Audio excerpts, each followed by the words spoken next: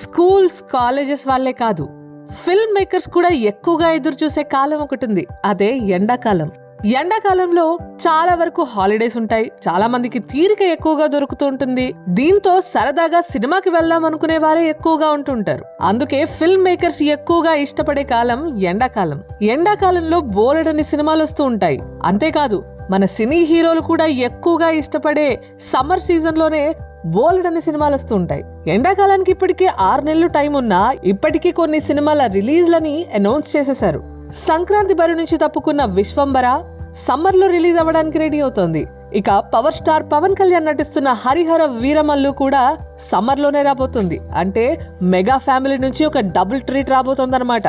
KGF తో nation wide గా fans ని సంపాదించుకున్న మన రాకీ భాయ్ టాక్సిక్ అనే సినిమాతో ఈ సమ్మర్ లో ఏప్రిల్ 10న మన ముందుకి రాబోతున్నాడు. ఇప్పటికే ఈ సినిమాపై బోలెడన్ని ఎక్స్పెక్టేషన్స్ ఉన్నాయి.